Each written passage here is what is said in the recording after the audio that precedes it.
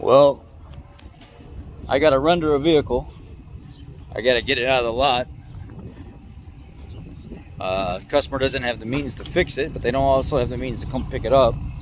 It's gonna be $200 to tow it, and it's been here for a few years with no payment. It's already accrued more fees than the storage. I feel bad for the guy. We're about to let the tow truck here come and take his stuff. You see it right there in the background. So this is what we're running in here. This is a 2013 GMC Sierra. It's got 160 some thousand miles, 158,000 miles on it. I like running the Pennzoil Ultra in this. It's really good with keeping it quiet. And I run the Ford Motorcraft FL 500, and you might ask why. It's, well, the 500, it actually fits better in the pan. It's a little bit longer than the GM one, and the bypass spring rating is important because of the AFM setup. Well, it's an 8 psi bypass, where the GM one I think is 10, 12. So it's compatible. Normally you'll have a range from like 10 to 12, 11 to 14 or something like that. And on this particular unit, or on the FL 500, it's 8 psi, so it's very safe. It's very quick to open on cold start. So the AFM isn't starving for oil or anything like that. It's a very compatible system. I like the filter. It fits better. It's got a higher burst radius than the GM one. I think the GM one is like 250 or 260. The Motorcraft one is like 300. So that's why I run the FL 500 on it. Another thing I do to this is I do the flood mode start procedure to make sure that I'm pulling as much oil as I possibly can into the filter. You can pre-fill if you want to, being very careful not to dump anything in your oil filter, but it's also not necessary because this is a way for you to actually pre-prime the system. So my foot, pedal down to the floor, take the key, crank it. Crank, crank, crank, crank, crank, crank, crank, crank, crank, crank, crank. Let go of the gas. I should have kept going. You get oil pressure much faster that way. But anyway, here we are.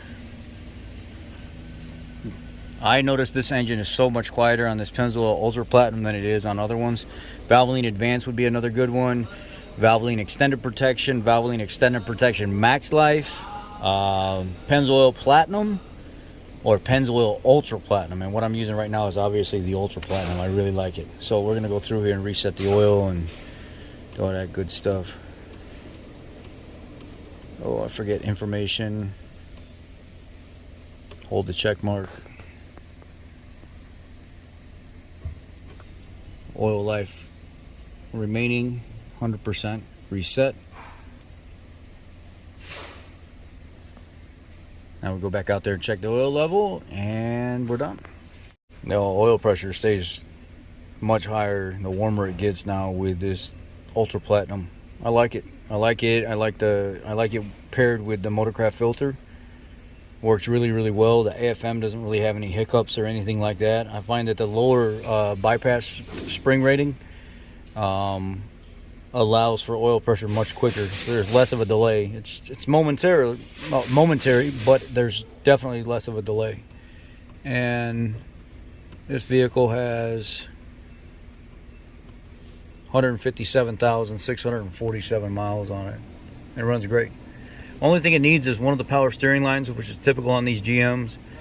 The oil cooler lines are going to the side of the pan. The oil pan, they're leaking at the O-rings just a little bit, seeping some. And the transfer case output shaft seal needs to be replaced. Other than that, there's nothing leak. There's no leaks or anything with this truck, and it just runs absolutely great. The common issue that they have is these doors start acting up, and then you'll pull on this and it won't do anything. So I pop this strip off the door handle. I take the two 10 millimeters that are in the door handle out. There's one on the bottom, there's one on the top. And then I just yank up on this, pull the master switch panel out of here, 10 mil there, 10 mil behind the little, take a little flathead, pop the little plastic cover off there. And then this door, I'm pretty sure at this point is ready to come off. It's been a while. Well, two more things I forgot to mention. The plastic panel here with two 10 mil bolts there, and the plastic cover up here in the corner. and then when you open it, a lot of times all this plastic starts falling out of the door. The door is loose. I picked it up, slid it down, and now I'm going to take this lock rod dress up bezel piece off of here. Be careful when you pop it out of there, because this is the piece that locks it in there, and they like to break for one, and they'll drop and they'll fall and you'll never find them. I think Papa has gotten mad and kicked this thing a few times because the clips are broken. The cable and everything is fine. That's not the problem. The problem is where it broke is right there. So when you put the cable through there, it won't stay snapped in anymore. So you got to change out the whole handle for that. All right, so look at this one here. This is how this is set up.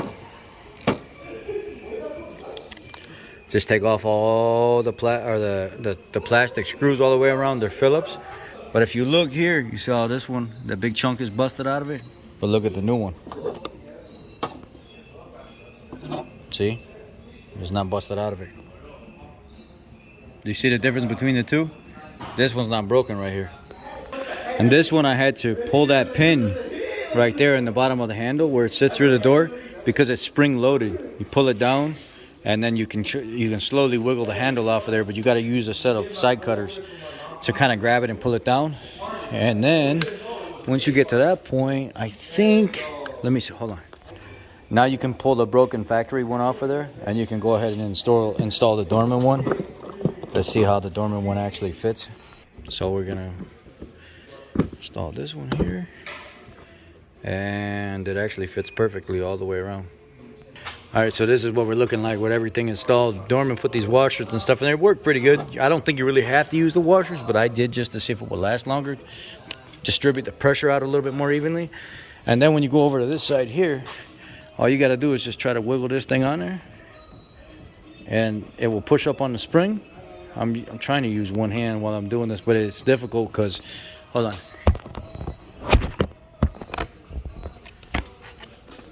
All right, I need two hands, but when you push, you see right now how the pin is down, but when you start pushing, it opens up and it starts to push the pin on it.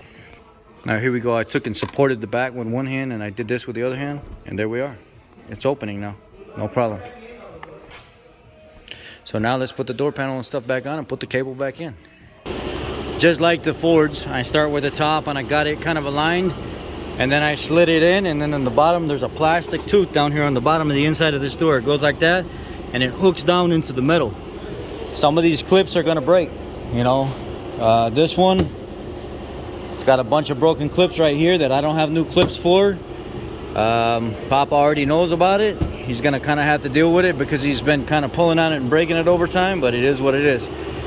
He just wants the door working. Well, now I'm gonna go ahead and put the 10 mils back in all over the place. Here, here, here, here. Get it all put back together. Go ahead and adjust the bezel drops in first up here. Come on. Don't fight me. Like that. And then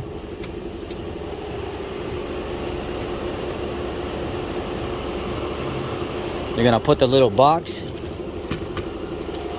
kind of close to where you need it. See how I have it in here like this, just kind of a little bit like that. Now I'm gonna slide this over here, get it down to where I need it. Go ahead and push it in. And now my lock opens and closes, no problem at all. Now I'm gonna put the rest of my door together and let's try it out. So now I got two dormant things in here. The handle's dormant and the seat cover and the cushion, everything is dormant in these, because the seats are notorious for being ruined in these. People sliding their butt across the seat in and out, and the handle's breaking. So now let's try out. Now we can open the handle from the inside. Good to go. And then the lock and unlock, perfectly timed. Good. And if you're looking for the dormant part number for that handle,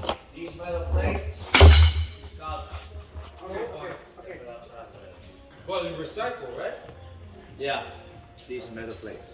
Rich, this metal plate. Okay. On that side, you want to keep them something. No. Throw all the way, even all the cars away. Everything away. Okay. Wait, what about the tubes? What tubes? These? Those are exhaust tubes. They can just go back up on the wall. All right.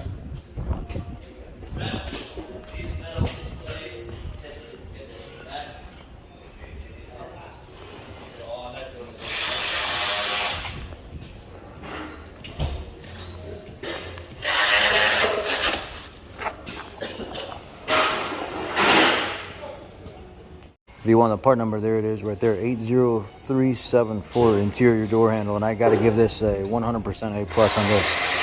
They did a phenomenal job on this. I had the guys do the power steering lines on this today because I got tied up with clearing the lot. I had to have a tow company come pick up. How much quieter is it with this, the Pennzoil Ultra Platinum in this thing? So much quieter. I had to have the guys, one of the guys do the power steering line today because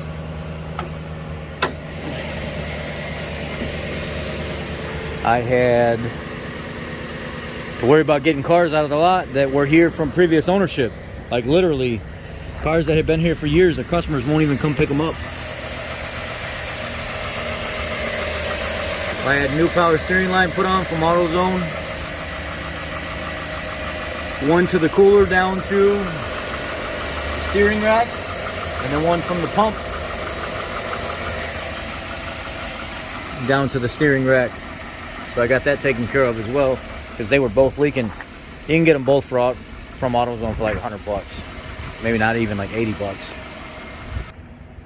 So Papa should be excited to get his truck back.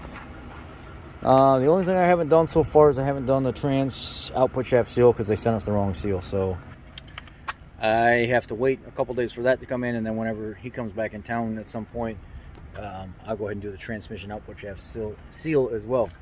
Pretty easy getting stuff taken care of on this truck. Really impressed with the Dorman handle here. It fits real nice, just like the OE one does, nothing special. And I noticed that when you buy the Dorman handle, you get a cutting bit, drill bit, so you can cut the factory rivets out of the door to install the Dorman handle. And somebody has installed this years ago in the past, and so I didn't have to cut the bits, or I didn't have to cut the rivets out of it. So that's that. Anyway, now I go home after a long day. I had one vehicle towed out of here today to render services. Another guy, I've got him coming to get his vehicle out of the lot tomorrow because he's got two modules that on a Mercedes R350 gear shift select module and accumulator plate module inside the transmission pan. They're both bad, and he doesn't have the money for it. So I told him, well, you got to come get your vehicle, then it can't sit here. So he's got to come get his vehicle. And couple other people, a guy with a 1985 Mercedes SL 500 or something like that. The vehicle's been sitting here for 2.5 years. I'm tired of looking at it. Called him up today and said, hey, you got to come get your property, or else I'm taking it, I'm sending it out to with another company. So trying to get a hold of him to come get that thing out of here because it's all rotten and falling apart. And then also there is a Land Rover that has been sitting here for a number of months, maybe not even, maybe close to a year it's been here. That guy's coming to get it tomorrow, he said, if not Monday. So we'll see. I want them all out. I don't want the vehicle sitting here on the lot. I've tried to be fair with people and stuff like that and try to help them out, try to give them options on what they want to do.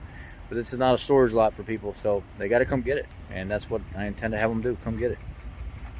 Anyway, I hope you all are blessed. Hope you are waking up to a video that's, I don't know, somewhat interesting, even though this has been filmed in multiple parts. It's probably all jumbled up and barely makes sense, but it is what it is.